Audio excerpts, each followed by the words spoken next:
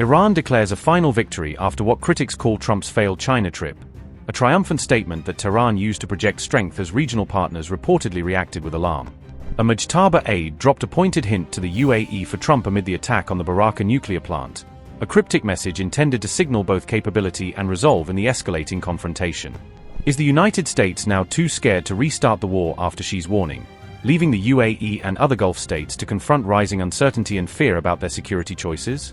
Trump posted a map of Iran online and issued a public threat, an action some observers read as bluster from behind a keyboard, while battlefield realities tell a harsher, more dangerous story. In what officials have called a calculation crisis, a Mojtaba aide delivered a cutting jibe at a supposedly confused Trump, framing U.S. indecision as an opening Tehran can exploit. A senior advisor to Iran's supreme leader issued a public warning to Washington, telling U.S. officials that they were walking into a perilous strategic landscape that Tehran says has been carefully prepared by its regional opponents. Ali Akbar Veliati said on May 17 that the United States was falling into a strategic trap allegedly dug by Israel, a charge meant to frame recent policy moves as manipulative and dangerous in Tehran's view. Veliati also warned that the U.S. would lose what remains of its credibility in West Asia if it continued down the current path, a blunt prediction intended to highlight reputational costs alongside any military or diplomatic risks. Ali Akbar Veliati, senior advisor to Iran's supreme leader, said, and I quote, Trump's unsuccessful diplomacy in Beijing, Abu Dhabi's unease over the disclosure of Netanyahu's secret visit to the UAE, and the Pentagon's questionable narratives all reflect a broader crisis of strategic miscalculation in Washington. In this context, Trump's threats encouraged by Tel Aviv risk drawing the United States into a strategic trap with significant consequences. Washington may soon find its credibility in West Asia increasingly difficult to sustain, unquote. Donald Trump visited China on May 14 to 15 for bilateral meetings with President Xi Jinping, undertaking a high-profile two-day summit intended to address escalating global crises and reset tinderbox issues between the world's two largest powers. The two leaders discussed a host of issues, including the Iran war and the blockade of the Strait of Hormuz, bringing security, energy, and diplomatic flashpoints to the center of their talks and underscoring how interconnected these crises have become. China criticized the Iran war, saying it shouldn't have happened and asserting there is no legitimate reason for the conflict to continue, a rebuke that framed Beijing as publicly calling for restraint even as it balances strategic ties with Tehran. Meanwhile, Trump published a Truth Social post featuring AI images of a Middle East map, a provocative visual that immediately drew attention and fueled debate about Washington's intentions in the region. The map was overlaid with an American flag and featured arrows pointing at Iran, a composition that many observers interpreted as an implicit public threat suggesting the U.S. might renew strikes against Tehran. That interpretation was picked up by outlets such as the Times of Israel, which reported that Trump's map was read by analysts and regional actors as a warning of possible future military action aimed at Iran. Trump then published another post on Truth Social warning that the clock is ticking, a terse, deadline-style message that amplified the sense of urgency and pressure surrounding the diplomatic and military standoff. Trump wrote, and I quote, "For Iran, the clock is ticking, and they better get moving, fast, or there won't be anything left of them. Time is of the essence," unquote.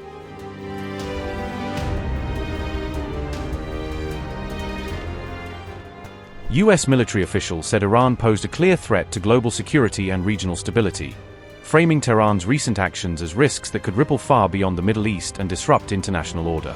Details of the assessment were reported in Al Arabiya and cited by Iran International on May 18, giving regional and international audiences access to the U.S. narrative about the unfolding crisis. CENTCOM accused Iran of carrying out attacks against civilians in the region, alleging that some strikes deliberately targeted non-combatants and thereby violated basic norms of warfare. CENTCOM said Tehran had launched missiles from densely populated areas during the war, a claim meant to highlight both the danger to civilians and the operational methods Washington condemns. The CENTCOM spokesperson added that U.S. operations against Iran had been highly effective, emphasizing that American strikes had achieved intended military objectives while attempting to limit escalation.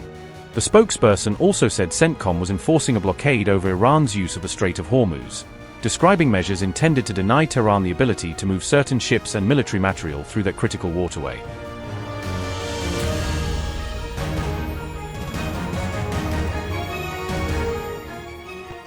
A Dubai-based journalist has explained why the Barakah nuclear power plant is seen as strategically and symbolically vital for the UAE.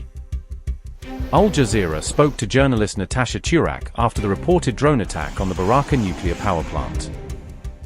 Turak described the facility as a crowning achievement for the UAE, underscoring its national importance, according to Al Jazeera.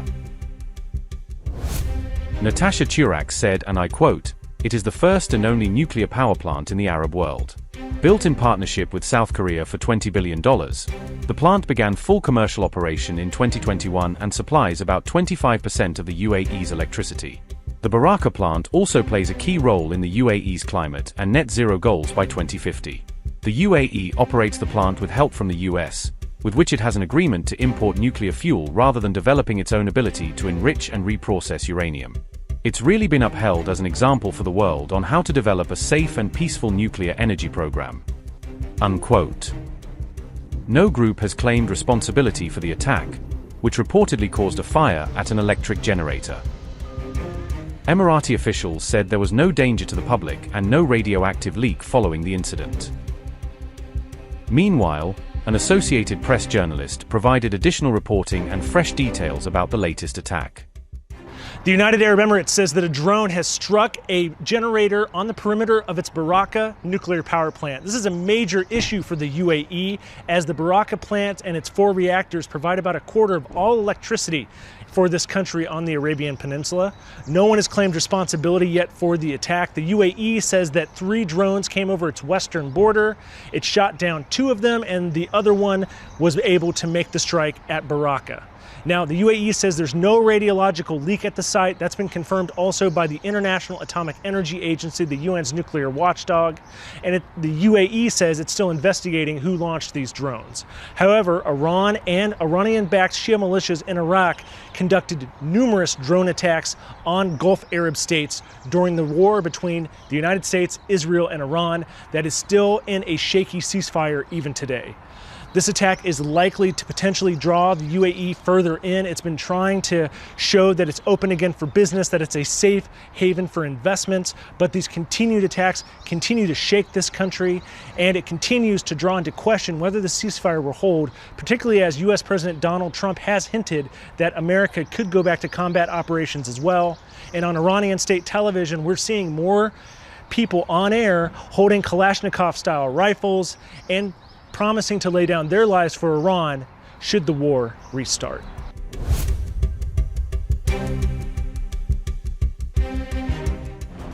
Saudi Arabia condemned a drone strike near a nuclear facility in the United Arab Emirates, warning that the incident could pose a broader regional security threat. The attack on May 17 reportedly targeted an electricity generator located outside the Barakah nuclear plant in Abu Dhabi. Riyadh stated that the strike threatens regional stability and reaffirmed its full support for the UAE's sovereignty and security in the aftermath of the incident.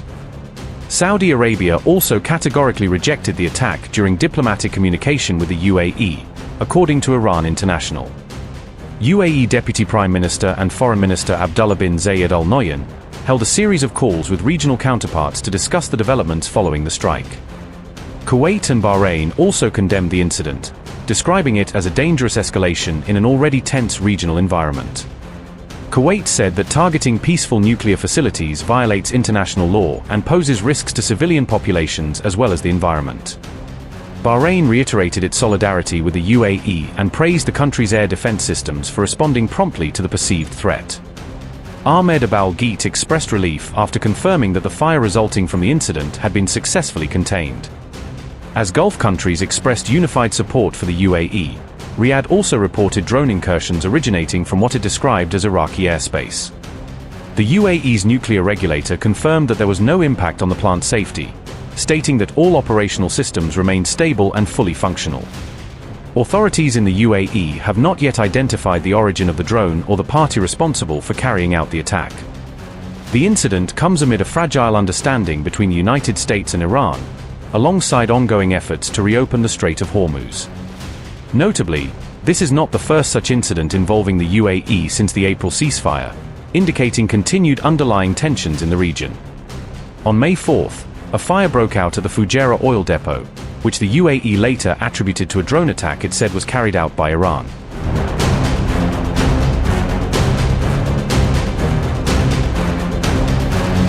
After the Barakah nuclear scare, the UAE acknowledged that the hostile drones had entered its airspace from the western border, a detail that immediately set off speculation about where they were launched.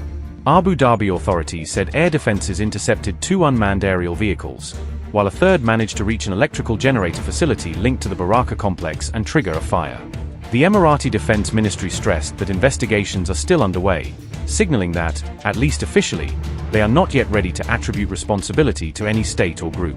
Officials have promised that more details will be released once the probe is completed, effectively asking both domestic and foreign audiences to hold off judgment for now. At the same time, the UAE underlined that its forces remain ready to respond to future security threats, framing the incident as serious but contained within its broader defense posture.